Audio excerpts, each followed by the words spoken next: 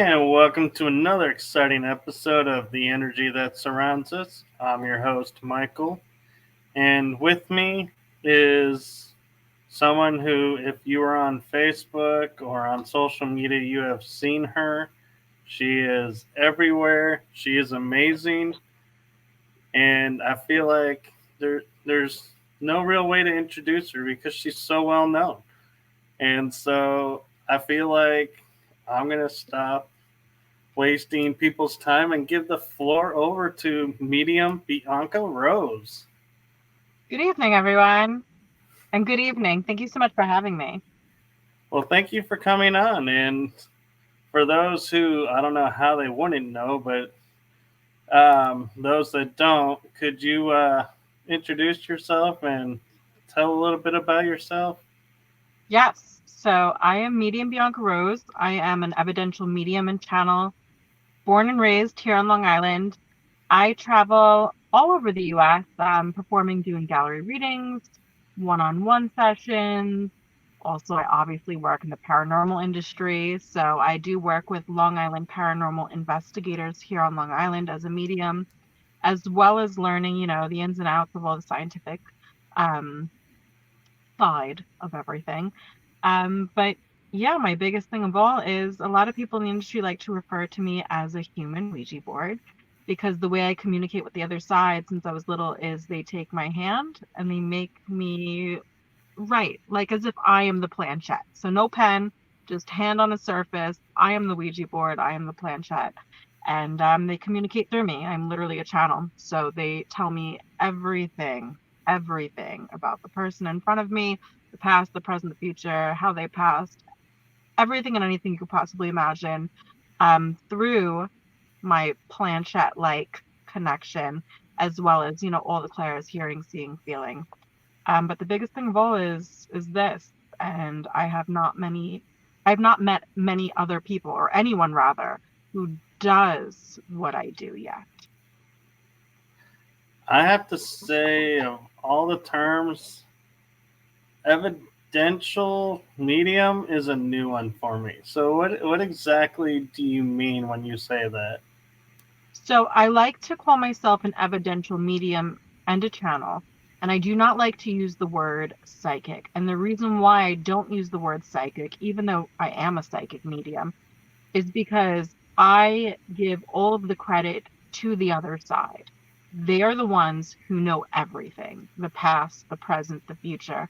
I am literally their tool to use. They speak through me, they use me to bridge, the world of the living and the departed. I am just the middle ground. And the reason why I say evidential is because they are so precise. They will tell me who they are, how they passed, who their children are, who their grandchildren are, what's happening, what happened in the past. Every little detail that you could possibly imagine, they will go over everything. So I use the term evidential because I am giving the person in front of me the evidential knowing that this is their loved one, that we do indeed go on and that there is no end. And I give them those hardcore facts that you're just like, wow, like this is real. That is really cool, and I like that term. That's a really cool term. Yes, yes. I like to do that because it's all them, it's not me. I'm just the radio. I'm literally just the conduit for them to speak through. Right, I was about to say, like in Reiki, we call it being the conduit.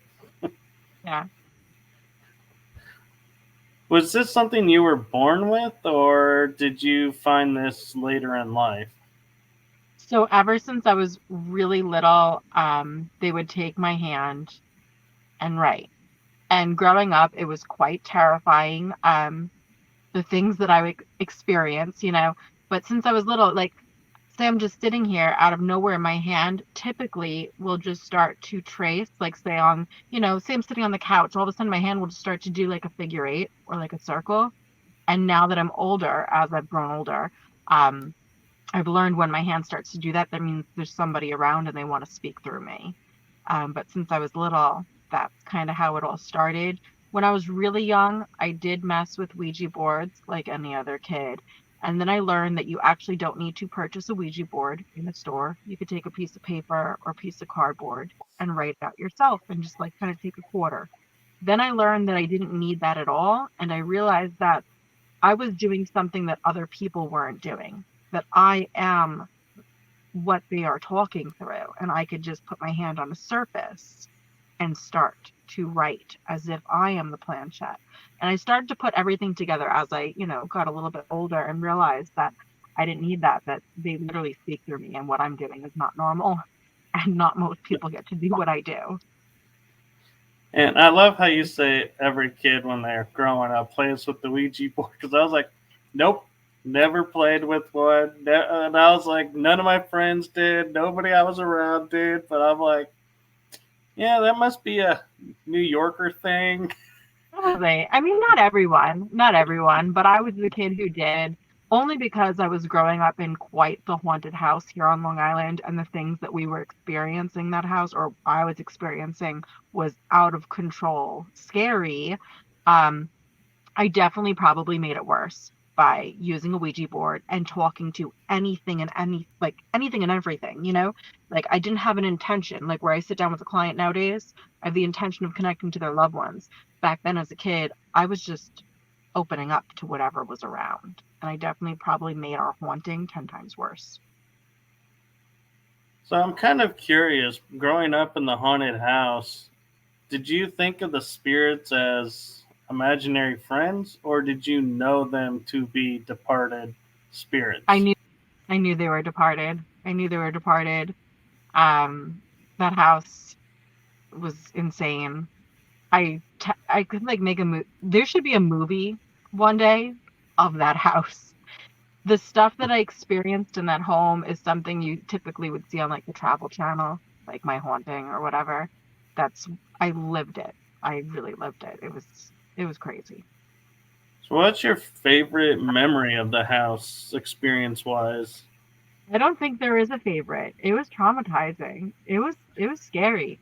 Um, because I was the target of the haunting, maybe because I am who I am, but my bed would shake at night, like light bulbs would explode in my face. But my mom they used to take her vegetable knives and hide them on the ledges of the doorways. All of her knives would go missing and they would stick them up on the ledges of the doorways. The channels would just change. Just crazy things. Crazy, crazy things. It was insane. I don't think there was a favorite moment. It was quite traumatizing as a kid. But now I look back on it and I could process it differently and kind of laugh about it. But it Right, was nuts. It was wild. right. And when I was meaning favorite memory, I was meaning looking at it through today's eyes, not as the little kid going through it.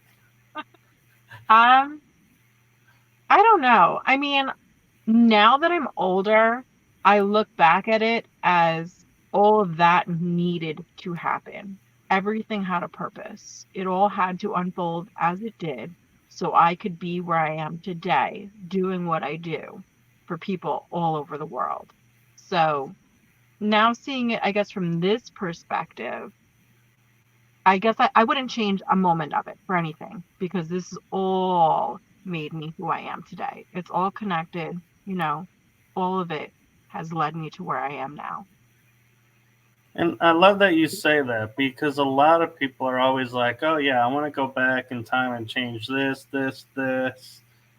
I would And not, yeah, and I always say to people, if you do that, you're going to change who you are. yeah, I would never change any of it because I really do believe that I had to experience some of the most horrifying things ever, but because it made me who I am today and it led to this moment. So I'm curious, what made you decide at what point to go, I could use this in the paranormal field, and let me go join a team and start investigating. Well, being that I experienced the things that I experienced as a kid, that's definitely always stuck with me. And I've always been very interested in the paranormal. So that's always been a thing. I did stepped back from it for many years, throughout like junior high and high school, because I started to learn that not everyone thought that that was cool, and a lot of people thought I was crazy. So I did kind of keep my mouth shut for a long, long time. Um, it was like the height of COVID. I turned 30, and I won a reading with a very famous medium Fleur. And because it was COVID times, she wasn't able to perform all over the world like she does. And I happened to win going live with her on Instagram. And thousands of people were watching this. At the end of the reading, the one thing I needed was that confirmation from the other side that this is real and that I can talk to the dead, essentially. And at the very end of the reading, my cousin was like, yeah, you can communicate with the other side, Bianca, and you're about to go on a really big journey. So from that moment forward, I was like, okay, this is it. It's time. Let's begin. And then somehow I came across Long Island Paranormal Investigators. I think I just saw like an ad pop up on Facebook one day in the middle of me starting my business just as a medium. And then that's when I incorporated the paranormal side into things because I started working with them. And I've learned so much from them when it comes to the scientific side of things. And then I was able to start incorporating the paranormal side into, more spiritual, lovey, like, medium side. And I combined the two. I have a lot of psychic medium friends all over the US, and a lot of them think I'm crazy for doing what I do in both sides. But I really love it. I love it so much because I get to go to these places that are haunted and I get to tell their story, versus where I go and do readings for families and they're able to, validate their loved ones and this, that, and the third. When it comes to these locations, they don't have loved ones coming to see them anymore because some of these places date back to the 1600s, the 1700s. So I'm the one who gets to go in and tell their story. And then we have the scientific equipment to back up my side of the story. So kind of all, intertwines. I love doing both. I love being there for the paranormal and for, families all over the world. No, I agree. I think that's great that you do that. And as you're mentioning, going to locations and backing up your side of the story, have you ever been on location where they say, "Oh, we have this spirit and this is their story," and you leave going, "Nope, that's not the story. That's not even the spirit, and you really need to start telling this story instead." Yeah, there's been quite a few times where I had to go in as a medium and they are so like, you know, persistent that a certain person passed a certain way or this happened, and I'm being told otherwise, and that I need to tell the truth, that I need to tell things for how it really was. And, I'll get that resistance from those people. Like, no, no, this is how it really happened. I'm like, well, the spirits are telling me otherwise. So, and they're the ones who know everything. Um, that doesn't change the perspective for the people who are here in the living, maybe the paranormal teams or whoever.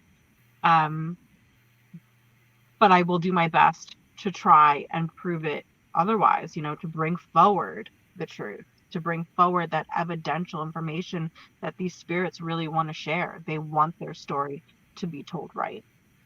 So I've encountered it a few times. So I'm curious, do they ever call you to come back after that contradiction, or are they like, nope, we're done with you and we're gonna stick with this story?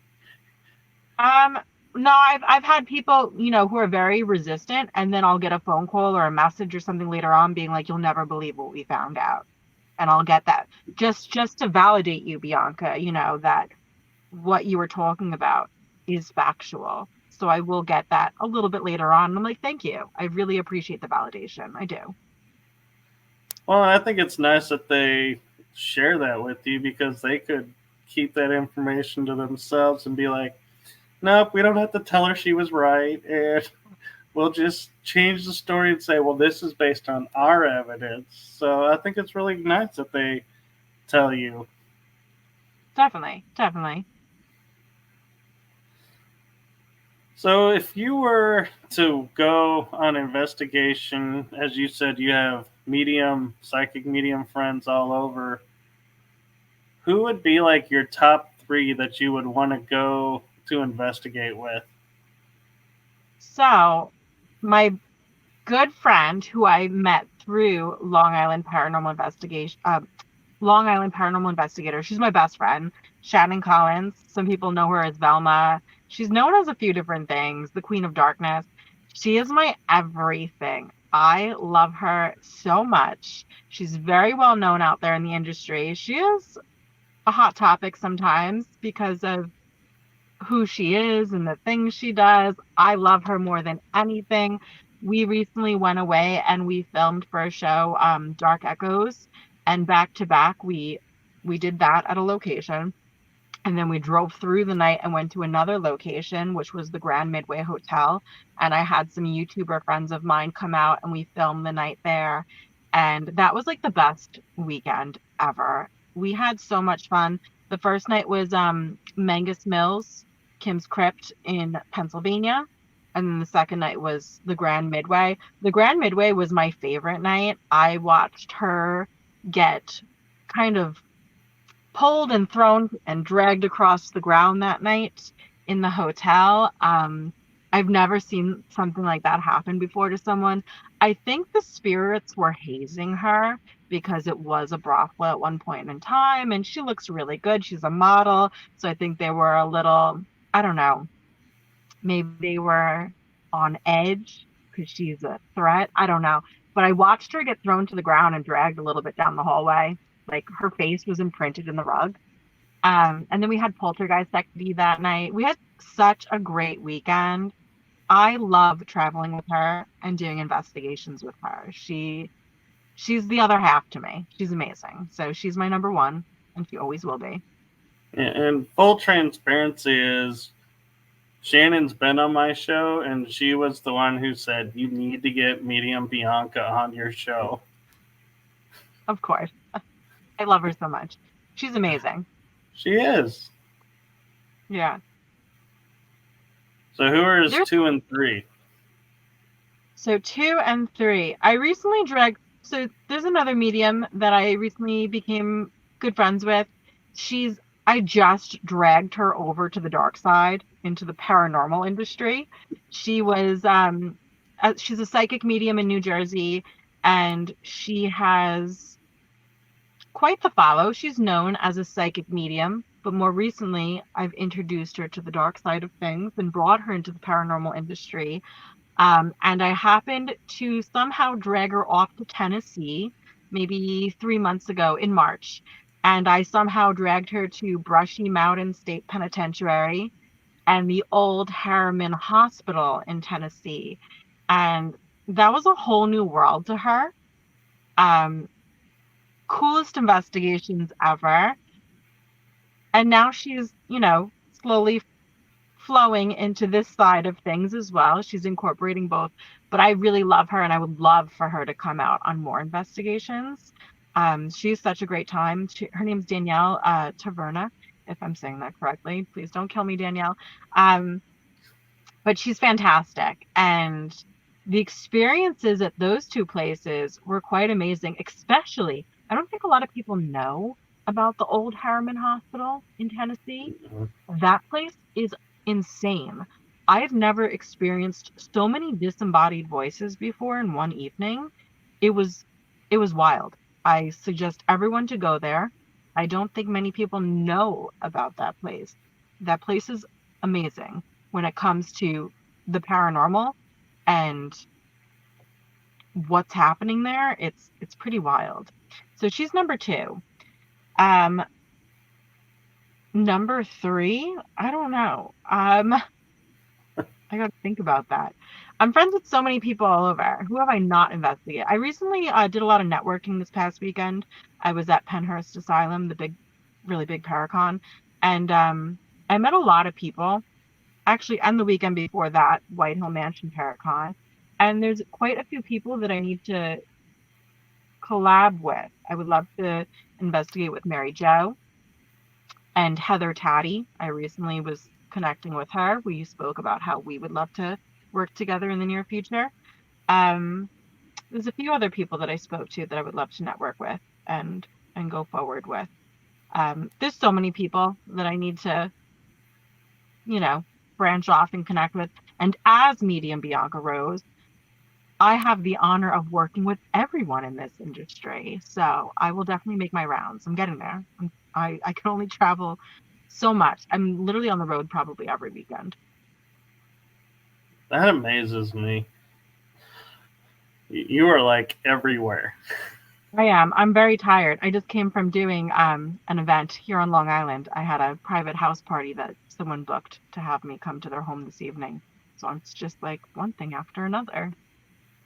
Well, thank you for doing that, and hopefully you'll be able to relax some during this.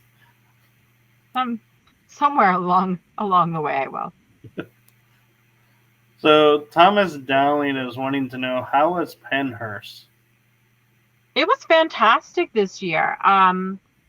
Last year was a little disorganized, so I was a little concerned how this year would have played out. It was so good. It was fantastic. There was so many people who attended. I didn't have the honor of investigating the property. I was too busy as Medium Bianca Rose doing reading after reading after reading for 2 days straight. I can't even tell you how many people I read. I had such a wait list that I wasn't even capable of getting to everybody who came out to see me. Um, but the turnout was immense, and it was well above and beyond like beautiful this year. It was so good.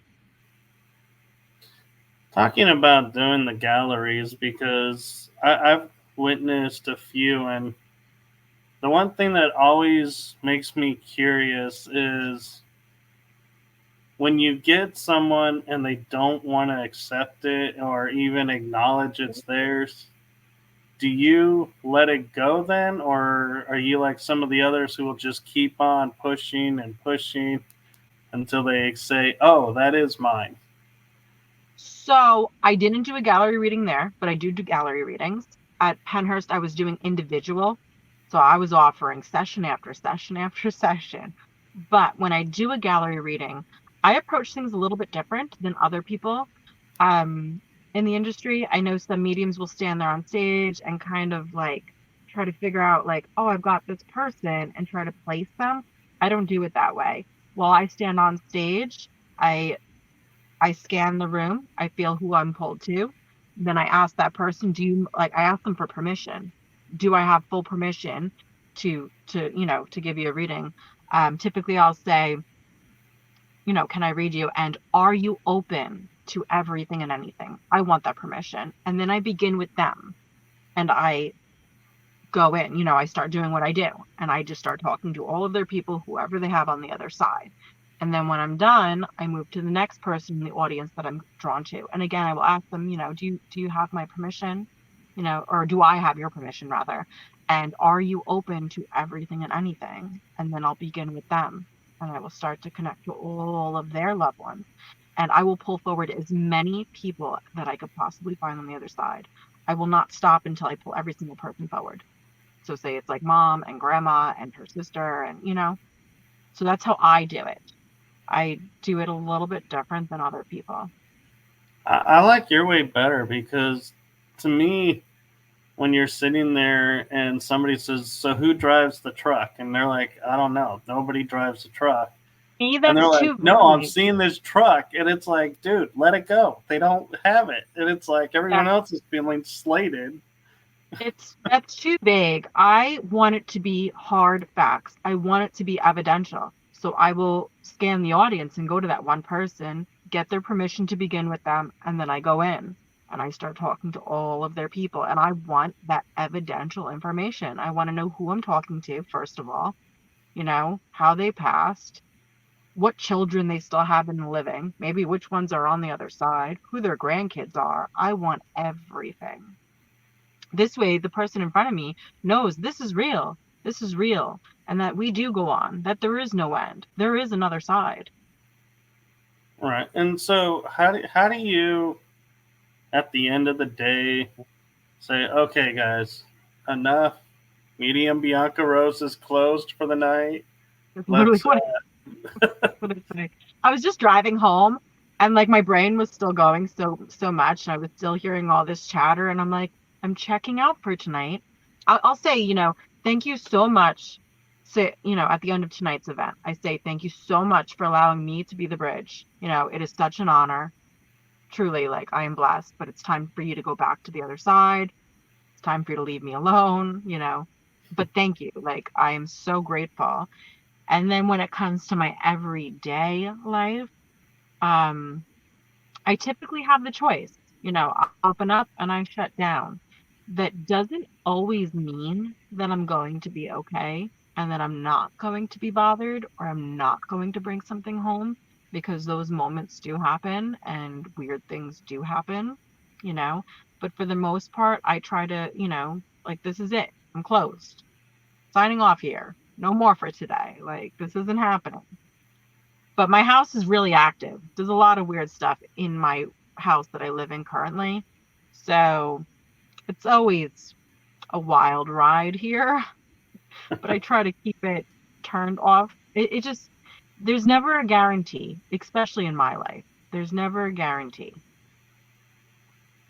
Right. And Thomas Dowling is saying you should come to, I think that's Eloise in Westland. I'm thinking Michigan. Not Yeah, sure.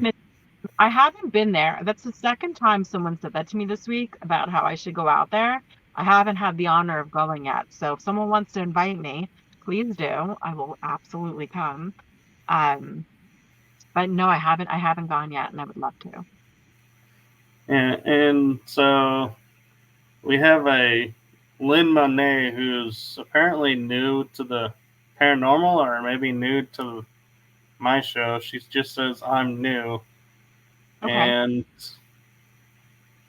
if you'd love to be a guest on my show, just message me on Facebook, Lynn, and I'll be happy to get in touch.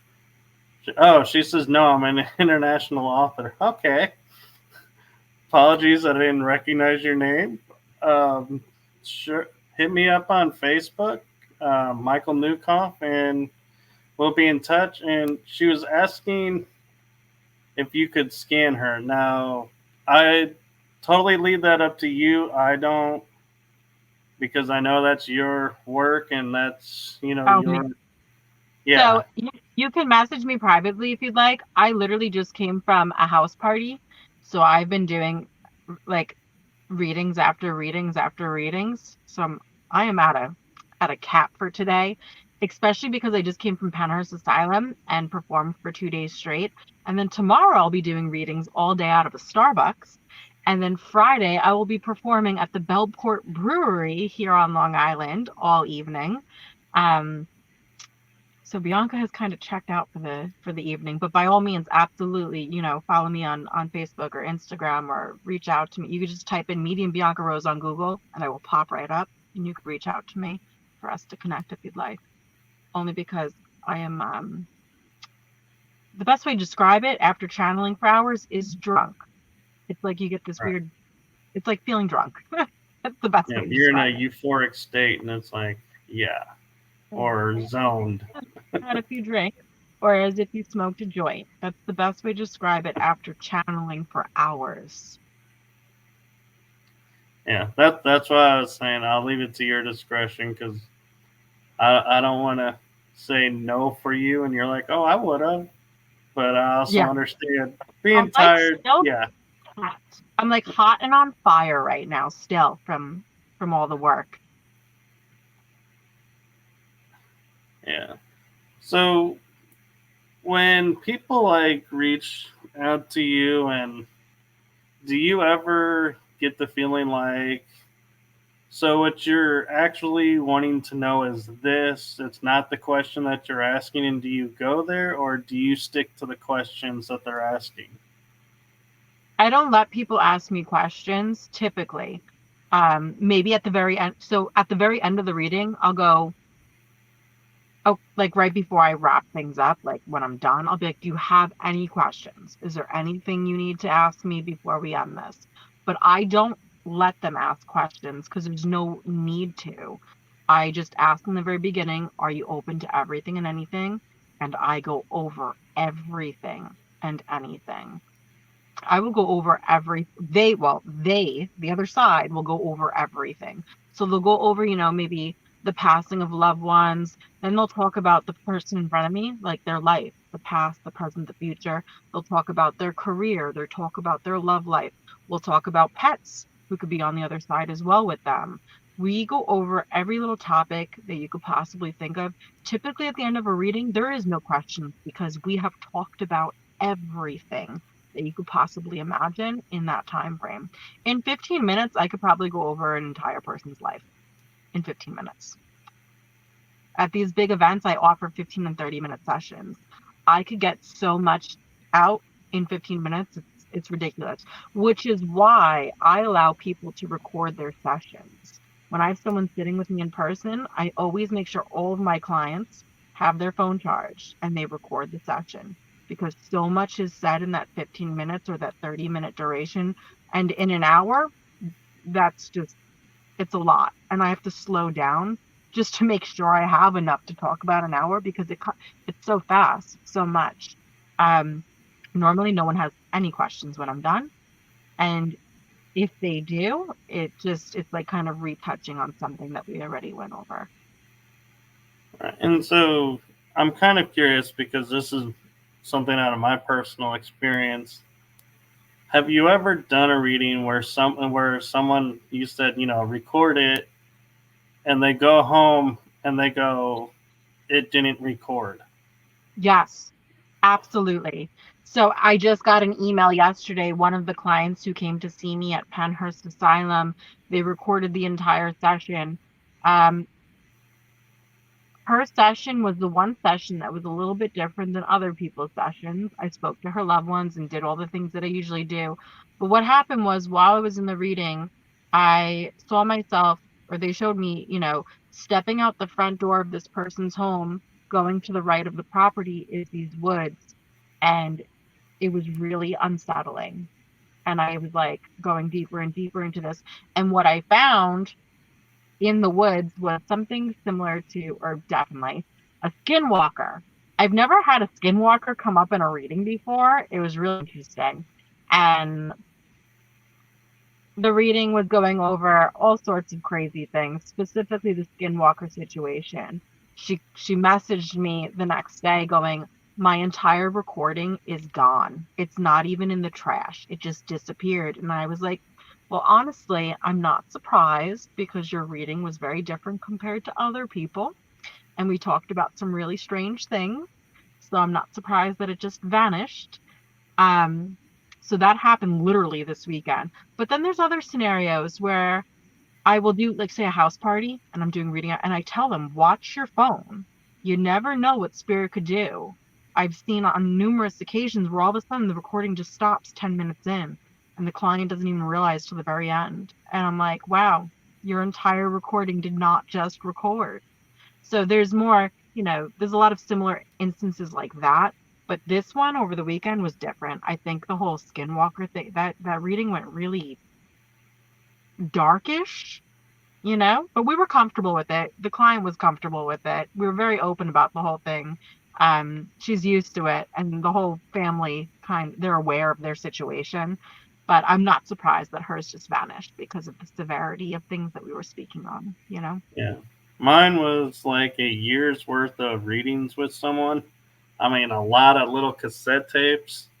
And whenever I would go back to play the cassette tapes, they were completely blank. Never, not even the I'm so and so, I'm doing this for so and so. It was like every ounce of it was white. Yeah, I'm not surprised. That happens. It's really interesting what the other side could do. And I don't know why some of them do that sometimes. It's just, I don't know, Yeah. spirit's funny sometimes. They just think they're hilarious. And what was funny is I even asked the spirits one time, I said, why did you wipe every single one of those? And they go, well, because it was for the moment and they'll come back when needed. And I ended up throwing it away because I was like, why am I saving these blank tapes for Yeah, yeah. years? It's interesting that that happens every single time to you. Are you always in the same place when you do the recording? We were, yes, that we were at her place in her little office, Maybe and it's it was just her the, equipment. I don't know, maybe it's just the amount of souls that are there since she's always channeling in the same place. My parents would go. We'd do like back to back, and my parents' tapes would work, but mine would never work. Then It it's was the just a you, strangest. it's just a you thing. Yeah. So, what was it like, though? Seeing the Skinwalker. Oh, I mean, So it presented itself as a big buck, like a deer. It just, you know, they shapeshift. I was well, trying to explain to her that, whatever is there was something. Typically, it's a shaman that goes like rogue, dabbling way too much in the dark arts, like going deep, doing things that they shouldn't have been doing, and they just went deep into the other side, kind of. That's typically what a skinwalker is. Um, but what happened was it was really like something is just pure evil over there in the woods, is what they showed me. They talked about the big buck out in the woods.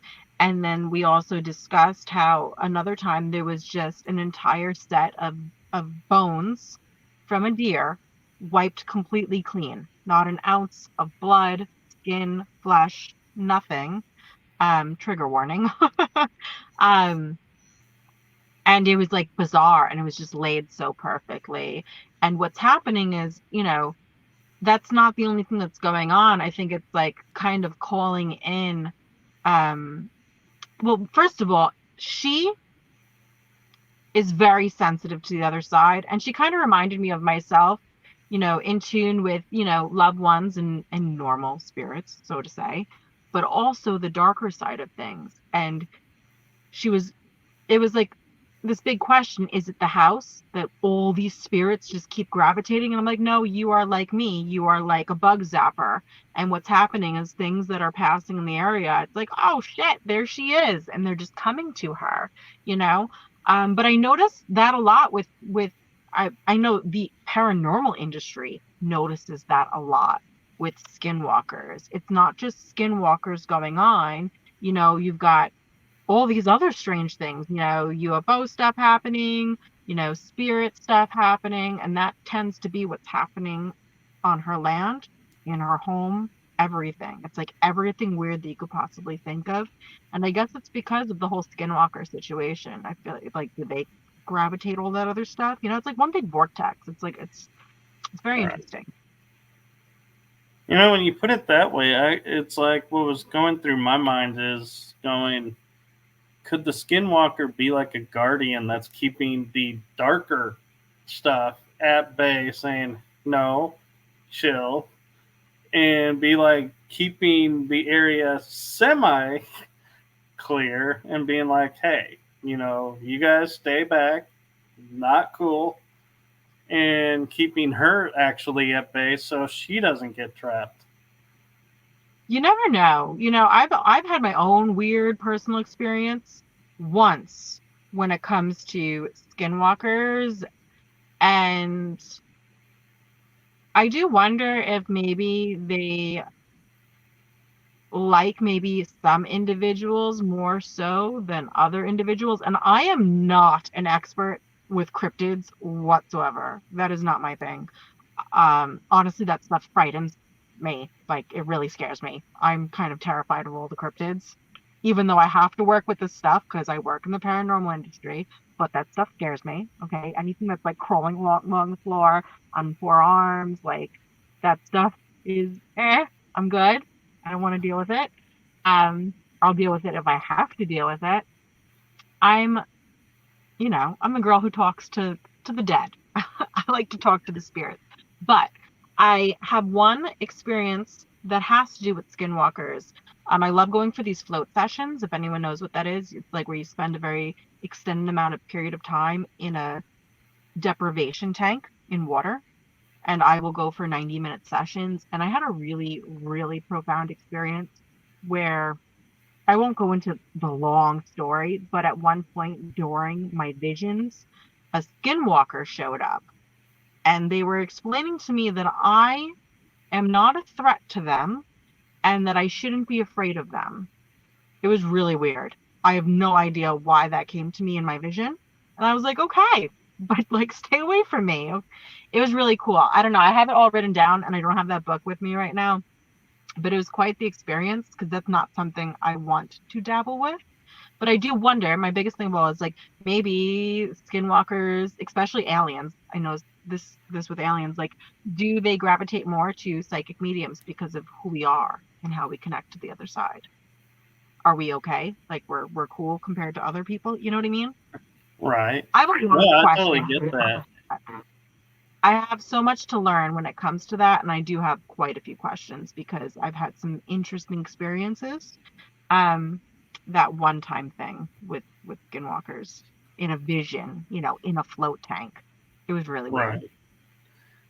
Well, and I find it interesting too because, like you were saying with the skinwalkers, they're people who turned to the dark through the magic and became the skinwalker. Is, we assume being paranormal investigators, once you're a skinwalker, always a skinwalker, and you're always going to be the rogue bad. And just like we're finding out with the ETs, there's rogue, there's good, there's bad. Could the skinwalkers actually, once you become a skinwalker, say 100 years later, going, I'm still a skinwalker, but I've kind of lost that charge that made me create this, and I'm stuck in this form, but maybe I can use it for good. Maybe. Just like people, there's good people, there's bad people. I could totally see that when it comes to cryptids, any type of cryptid, you know.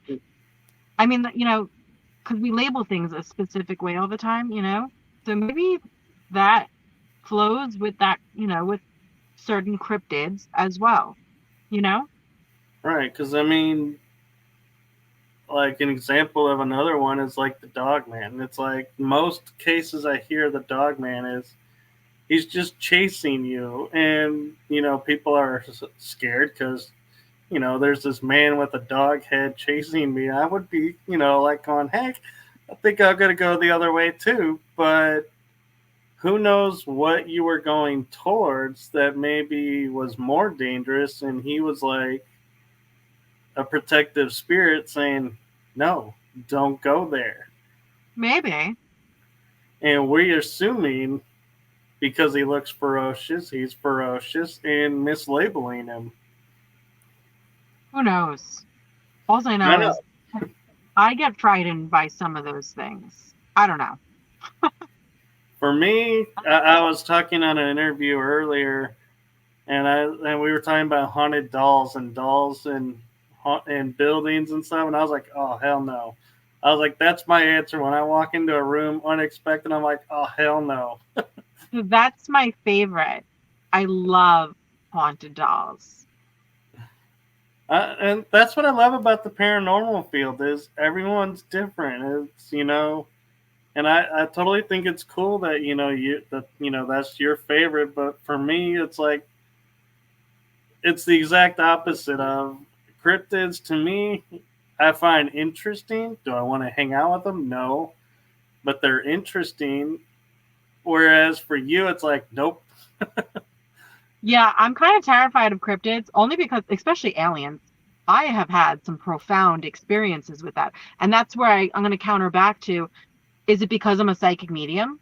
Do they come and connect to me because I'm different? Because think about it, I telepathically, technically, speak to spirits. I communicate with them on a different level. I could talk to these beings in a whole different way than your normal average person. So is that why I tend to have weird experiences where I encounter these alien-like creatures that terrify me and I want nothing to do with it? I don't want to be a believer of it, but it's real. That stuff is real, and it's so scary. And I'm like, no, no, no, no, no. I don't want anything to do with it. When it comes to haunted objects, items, dolls, I love that stuff. But then again, I love speaking to spirits. I like that. That's my job. That's my Right. job. Right. It's just, to me, what freaks me out is looking at this like porcelain face, and when the eyes are missing, but it looks like they're still there, and feeling like you're being watched by something.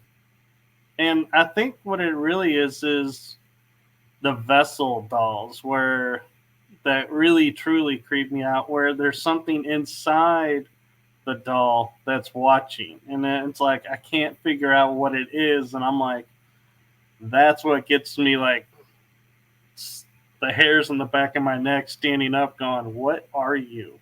Who are you?" So I have quite the collection that you would probably be terrified of. I've had I literally have quite the collection. I have quite a few that have been sent to me from all over the world. Um, Plus, it's not just dolls. I have various things. Um, but I have quite the collection, and you would be terrified, I guess. I Maybe. love it. I love it. I really love it. I have some really cool, interesting items, but I don't believe that those entities that are attached to these items are stuck inside it and are never leaving. Sometimes it goes quiet. Sometimes they're here, sometimes they go God knows where, and then they come back again. I believe they're attachments. I do have one item though where this thing is literally definitely inside it. It is not a soul. It was never a soul like you and I.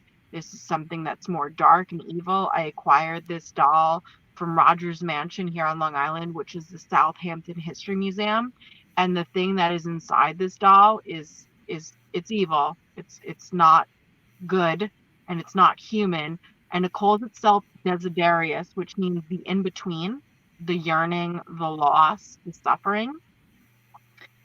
Recently this week, I'm like, I'm gonna call you Desi. I bring it with me to shows. I should definitely probably put this doll in like a glass case with some like holy water and stuff. I travel with this thing not in a case, and I probably should because of some of the things that I have had to encounter on my road trips while having this doll with me. I literally watched when I went to Salem ParaCon last fall. I got myself a fresh cup of Starbucks that I was dying for. I get to the parking lot to go begin at the show, and I watched my cup of Starbucks like lift up and get thrown across the car. And I know it was that thing. I know it was that thing. And I'm like, are you kidding me? Are you serious? I was dying for that cup of coffee, dying for that cup of coffee. And I know it did that on purpose. It is a really interesting being, but I have to be so careful and try not to like piss it off. And I talk about it, and I talk about the things that it's capable of doing when I go to these shows. And I have to be like so careful. I really need to get a case for that one. But that one is not human versus some of the other items that I have actual souls that like to come and go. They come and visit the item because that item once belonged to them. So there is a difference. There's different things that I've acquired. All right. Yeah, and if it threw my coffee, I'd be like, "That's it. You're done on road trips, man." Nope. Yeah, yeah. And my boyfriend was there for that. He got to witness it. We were both just staring at each other like, no way. Like, no way did that just happen. The other thing too is, I would say your takeaway from that should be next time, don't hesitate to drink it. Now I'm very careful. On the road trip this past weekend to Penhurst, I got the coffee, and when I went to put it into the cup holder, the lid came right off, and I almost dropped it. And I looked in the back seat. I'm like, no, no, no. Do not do this again. Do not mess with my coffee again. Yeah. I think what worries me about dolls is going to sleep where they're like sitting in a chair and then waking up in a daze and it's standing on my chest and being like, no, that's not cool.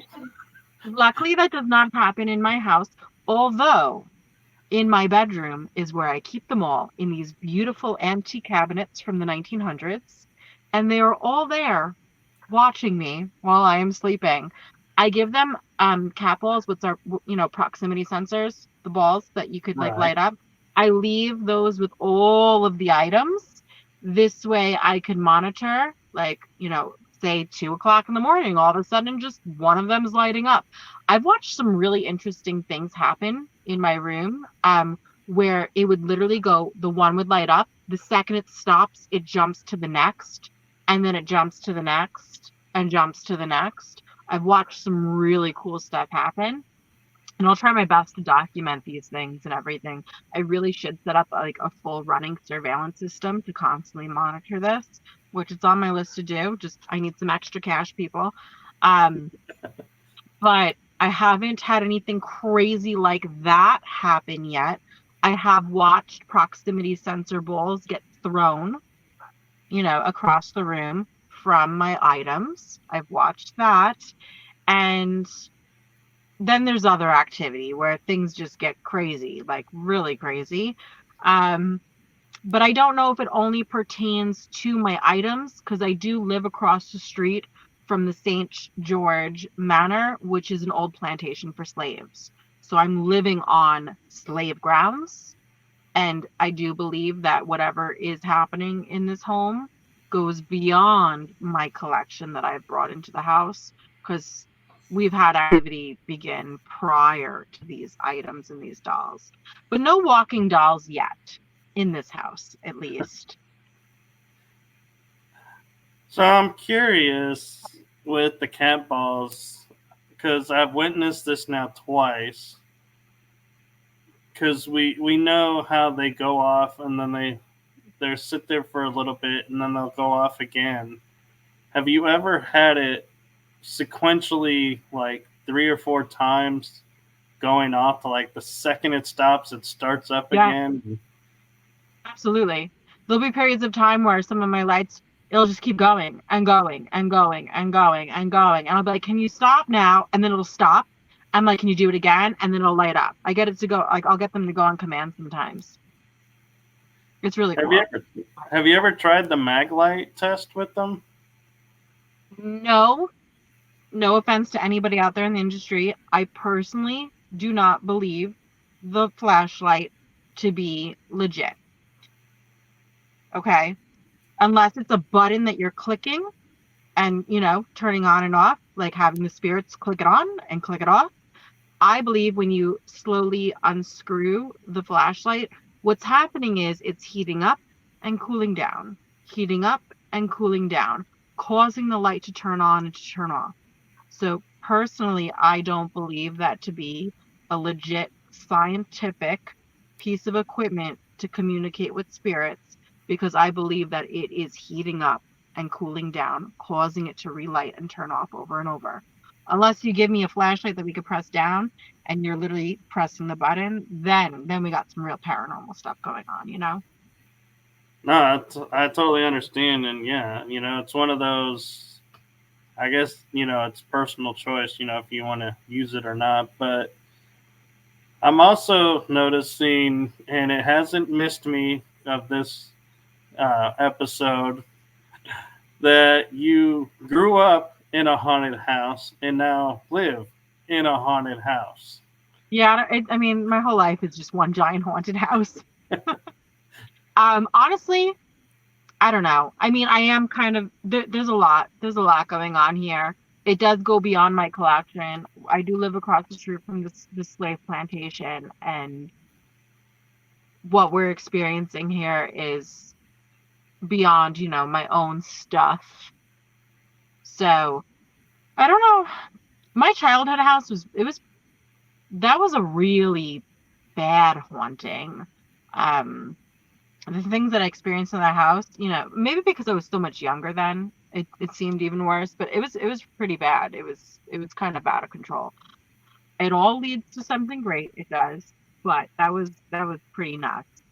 Um, in this house, it does get creepy. It does. We get like footsteps. I'll see things, knock over, knocking, lights flickering, turning on and off.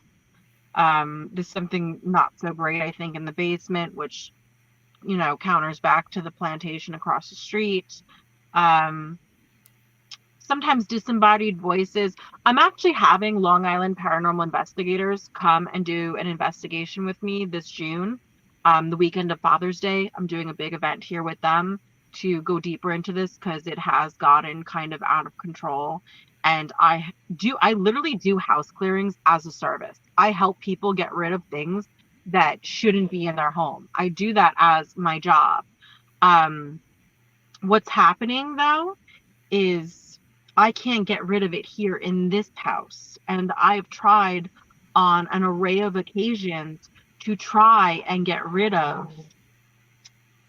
That was a police officer going very fast. I'm in my car, everyone, by the way. I just came back from a big event. Anyway, so I can't get rid of whatever's in this house. I've tried numerous times, so I have Long Island paranormal investigators coming to help me figure out how deep this is going. Now, the reason why I've called them in is because I can't get rid of it. And I really believe wholeheartedly that whatever is in this house killed our dog this past summer. And I have evidential proof to back it up. I left a recorder on the 2 days following our dog's passing, and I caught this entity, which I've caught this entity numerous times. It has a very deep, dark voice, and it said victims. Now, the reason why it said victims, because not only has it taken our dog from us, it took our 2-year-old cat from us within a year of moving into this house, and both in our half finished basement. It's just crazy stuff, and I believe that it's literally preying on my family, and I can't get rid of it. So I've called them in to help me, and we're doing a full overnight investigation here in June. Well, my serious condolences on the loss of your two pets. I know that sucks. Yeah. For a while, like the reason why I could tell you it's paranormal, especially for our last fur baby Zeus, is because I brought him to so many doctors and they couldn't find anything wrong with him. Blood work, perfect. They said he was negative for, all cancers. Everything came back good. And what happened was all of a sudden he started to experience crazy seizures, one after another. It was going on for months, these seizures. Out of nowhere, it just stopped. He started to lose weight so fast to the point that he was a walking skeleton, and then his head began to cave in because it started to go after his brain mass. And it ended really badly. I had to help him cross over to the other side because he wouldn't die. My poor baby, he would not give up. He would not give up. But I had to help him cross over.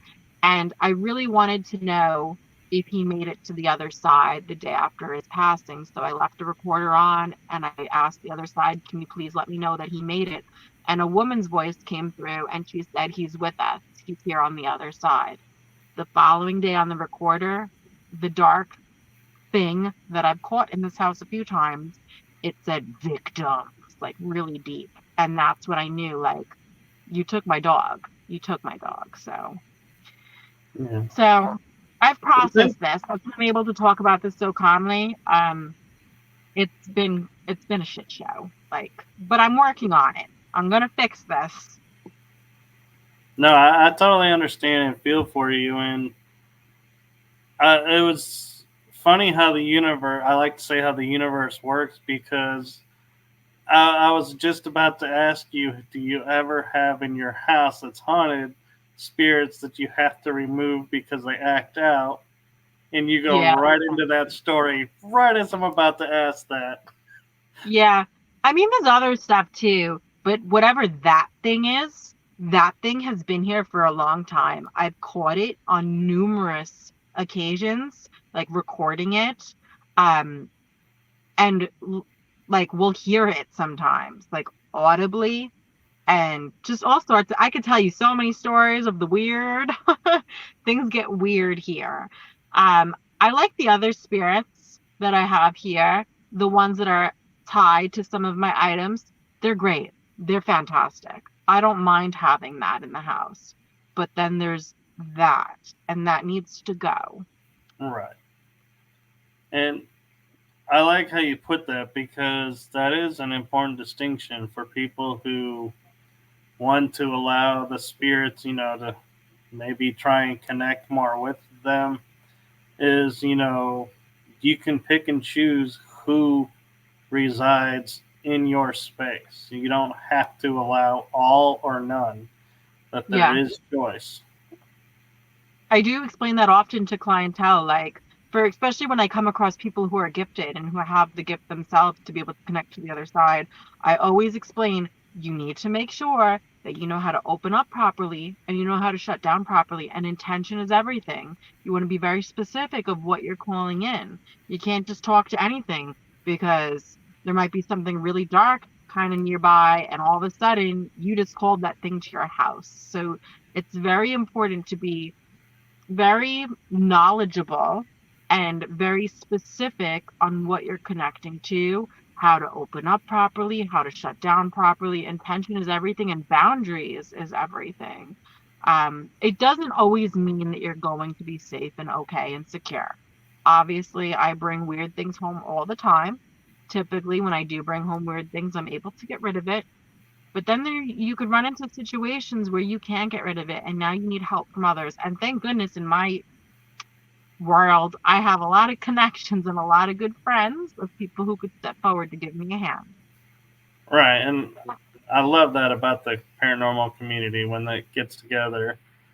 Yes. And one thing also I wanted to share was, and curious of your thoughts around this, is just, to have your guards up, and your shield, we call them shields in the metaphysics, have your protection up, but because it's a loved one, don't let your guard or your protection down because it may not be your loved one. It could be Yeah. something posing as Yeah. thinking, oh, you're going to allow me in because I'm so and so, Yeah. and that's my invitation.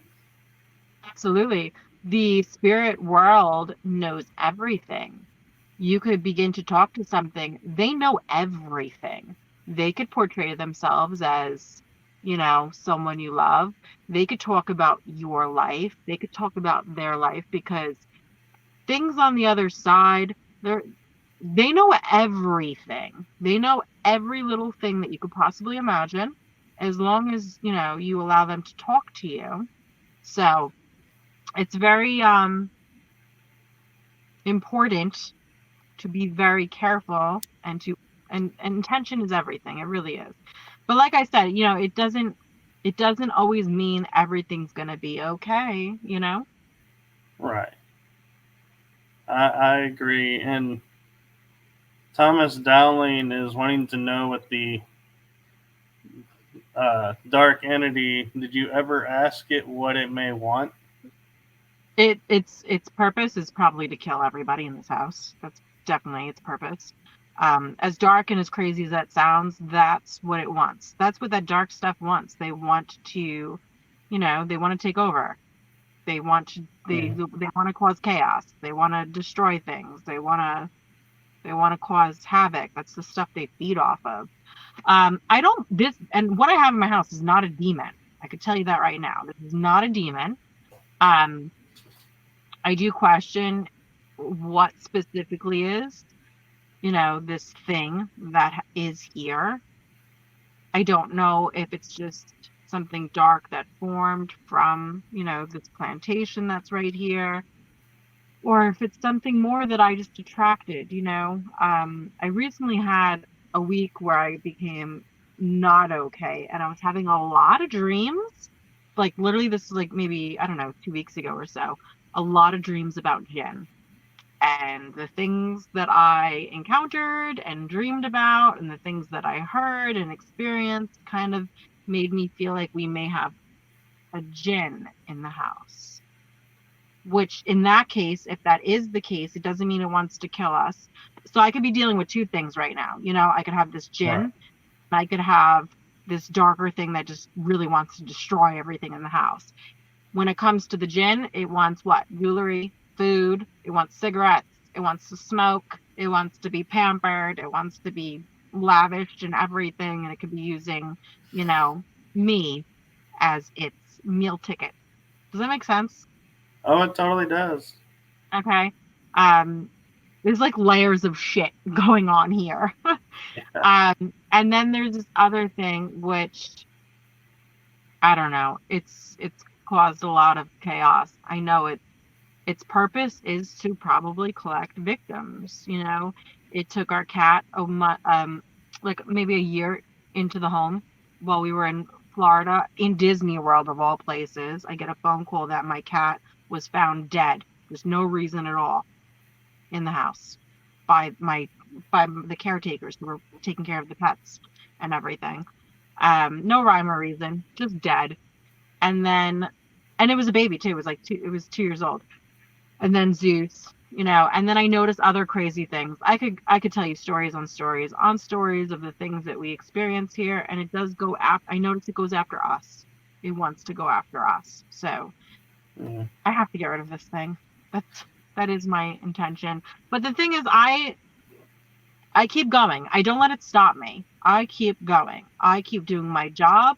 I keep performing. I keep helping people. I keep my household going. And I've kept my kids very safe. I do have little ones in the house. Um, but unfortunately, I haven't been able to keep all of the pets safe. Right. And what's interesting too is I don't know why, but I keep hearing as we're talking about this going Amityville. Isn't Amityville in New York? It is. It is. Amityville. And I'm So like, it's not Amityville's level, but maybe it's a warning of if you do leave it go unchecked get and out don't there. have it. So luckily, I do not own this house. I've been renting out here for a good 7 years. Um, it was like 2015 when I came out here and started renting for my landlord. I haven't always been in this house. I lived a few blocks over in a different house of his. He owns multiple houses. And when I had my last daughter, the house got too small a few blocks over, and I moved into this house, which is also his, because I needed more bedrooms, more room. And the funny thing is, when we lived in that other house, 3, 4 blocks over, there was activity in that house as well. Like pretty crazy activity. You would hear stomping coming up the stairs that the wall would shake in my bedroom and no one would be on the stairs. My kids were babies in that house. So it wasn't my children. And my one dog, he would sit in my room and just growl, staring out into the hallway, like just growl into the darkness in that Yeah. house. So it was in that house too. And what I've noticed is my team, Long Island Paranormal Investigators, have actually had to come out over here to the area more than once to a few of the houses that are dealing with hauntings. So I do really believe that this is going right back to what's here is the, St. George Manor, the plantation. And also on the other side of me, I have the William Floyd Estate, which is one of the oldest estates ever here on Long Island, which is also extremely historical. So I'm not surprised that this is happening, And Yeah. then there's me. I'm a giant bug zapper. I'm just attracting everything. Right. And Thomas Dowling and I had the same thought at the same time of maybe it has something against the landlord since it's his properties. And maybe he invited something in without knowing it and he has to remove it. I don't know if my landlord would even be open to that conversation. I hardly even talk to that guy. Like, there's pretty much zero communication unless I need something, which is very rare. I usually take care of everything myself. Um, Right. I don't know if it's him. I mean, But This it is could explain why you can't get rid of it because your methods aren't working because you're not the one who brought it in. So maybe. maybe reach out to his higher self and say, "Hey, can we have permission to remove this?" And Maybe. bypass him and see if that works. I mean, I should reach out now. I've been told by the neighbors all sorts of weird things about this house and some of the horrific things that have happened in this house. So I don't know, whatever is here, it's been here. Like there was another tenant who rented here and he had a whole bunch of dogs outside, like puppies. I guess he was breeding them or something. And he left all of the puppies outside to die in this yard.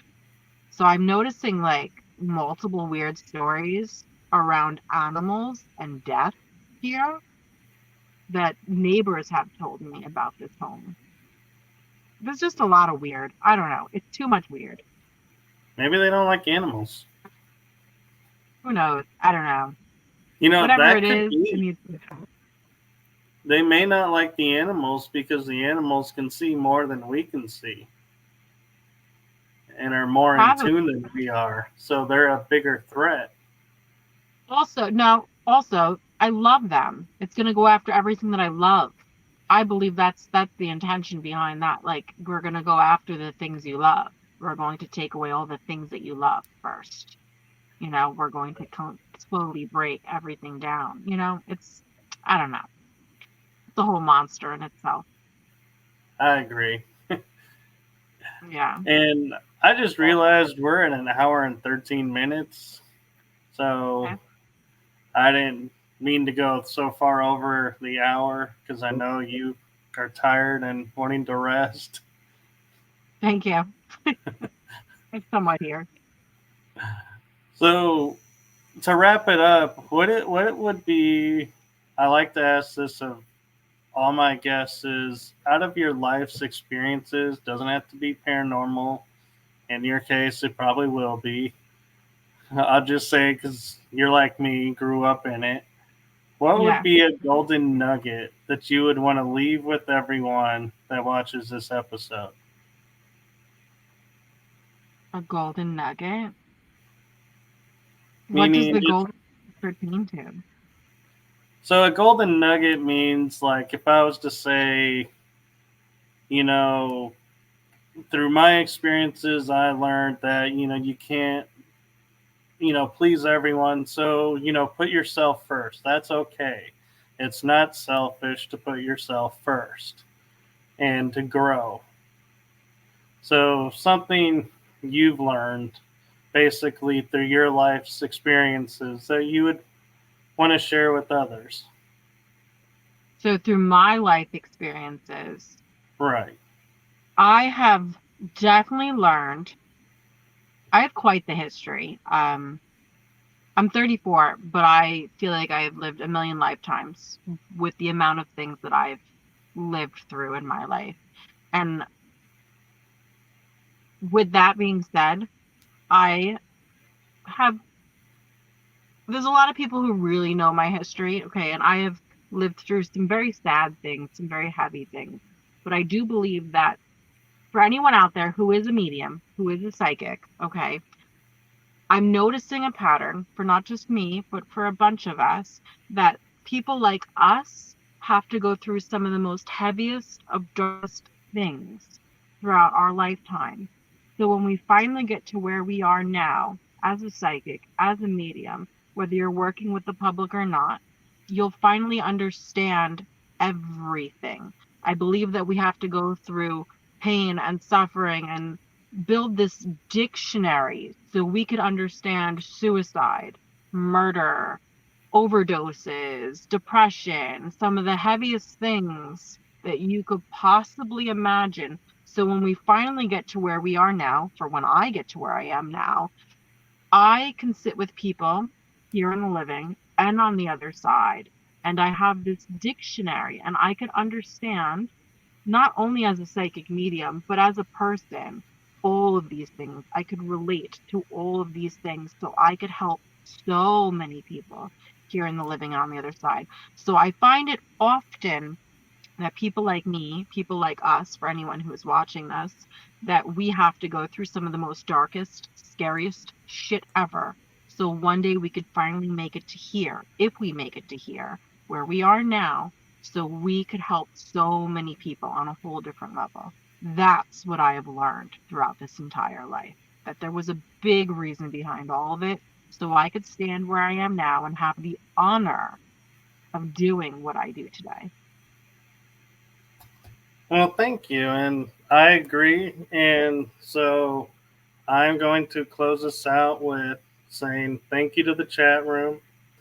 Thank you to Bianca, because I know you only had Shannon's experience with my show and saying you should be on. So thank you for accepting the invitation.